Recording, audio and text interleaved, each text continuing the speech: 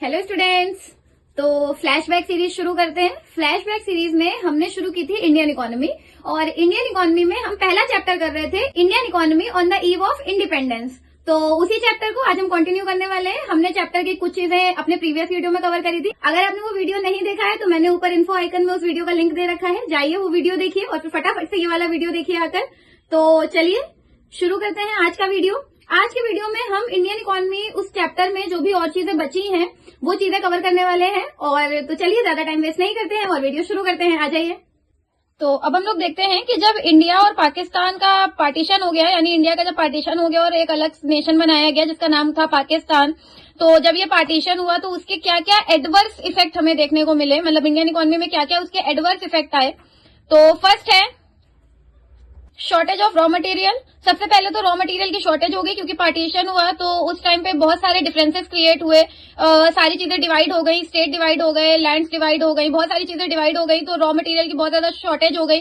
Reason उसका ये था क्योंकि पाकिस्तान के पास एक बहुत अच्छा जो फर्टाइल एरिया था वो पाकिस्तान के हिस्से में आ गया, तो जिससे रॉ मटेरियल की शॉर्टेज हो गई इंडिया में।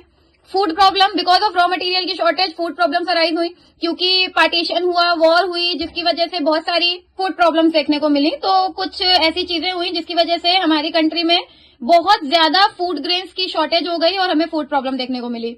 Loss of market, market share भी हमारा कम हो गया, क्योंकि हमारे पास रॉ मटेरियल नहीं था, तो हम क्या बेचेंगे इकोनॉमी में या बाहर की कंट्रीज में भी या कहीं पे भी हम कुछ भी बेचने लायक नहीं थे, कुछ हमारे पास बचा ही नहीं था, हमारे पास अपने लिए नहीं था, तो मार्केट में क्या पहुंचा है, तो एक मार्केट भी, लॉस ऑफ मार्केट शेयर भी हो गया। तो ये कुछ एडवर्स इफेक्ट थे जो हमें पार्टीशन के लिए के टाइम हमें सहने पड़े थे। ये इस तरीके के कुछ एडवर्स इफेक्ट आए थे इंडिया में। अब हम देखते हैं इंडिया का फॉरेन ट्रेड कैसा था during British rule. First point है net exporter of primary products and importer of finished goods. सबसे पहले तो ब्रिटिशर्स ने इंडिया को प्राइमरी प्रोडक्ट्स का एक्सपोर्टर बना दिया। जितने भी एग्रीकल्चरल गुड्स थे या जो रॉ मटेरियल था वो इंडिया से सप्लाई होता था ब्रिटेन में, तो वो एक्सपोर्टर बन गया India. And importer of finished goods, और जो फिनिश्ड गुड्स होते थे जो हमारे ही रॉ मटेरियल से बनते थे उनको हमें ही परचेज करना पड़ता था अपने कंजम्पशन के लिए। तो इंडिया जो था वो प्राइमरी प्रोडक्ट्स का एक्सपोर्टर था और फिनिश्ड गुड्स का एक्सपोर्टर था। तो इस तरीके से वो फॉरेन ट्रेड को कम्प्लीटली एक्सप्लॉइट कर रहे थे। सेकंड है monopoly control of India foreign trade. Britishers का इंडिया के ट्रेड पे मोनोपोली कंट्रोल था, मतलब कोई भी उसमें कहीं और से ट्रेड ही नहीं हो रहा था। इंडिया का जो 50% ट्रेड था वो ब्रिटेन के साथ था, और बाकी का जो शेयर बचता था, यानी बाकी का 50% जो था वो चाइना, पर्शिया, इन सारी कंट्रीज के साथ था। बट वो भी ब्रिटिशर्स के अकॉर्डिंग था, वो ये देखते थे कि उनको कहां से बेनिफिट है। जहां से ब्रिटिशर्स को बेनिफिट मिलता था, हमारा ट्रेड जो था वो मोस्टली उन्हीं कंट्रीज के साथ होता था, और किसी अदर कंट्रीज के साथ इंडिया का ट्रेड होता ही नहीं था। 50% तो पूरा का पूरा जो ट्रेड था वो ब्रिटेन के साथ था। ये परसेंटेज आप लोग जरूर लर्न करिएगा। नेक्स्ट है drain of Indian wealth during British rule. Indian wealth को पूरी तरीके से ब्रिटिशर्स जो थे जब उन्होंने रूल किया तो वो इंडियन वेल्थ पूरी तरह बर्बाद करके गए थे। हमारे भारत को पहले सोने की चिड़िया बोला जाता था, लेकिन ब्रिटिशर्स के जाने के बाद में कुछ नहीं बचा, तो वो इंडियन वेल्थ को पूरी तरीके से एक्सप्लॉइट कर गए थे। इंडिया एग्रीकल्चर में रिच था, उन्होंने सारे रिसोर्सेज को एकदम एक्सप्लॉइट कर दिया, इंडिया में कुछ बचा ही नहीं।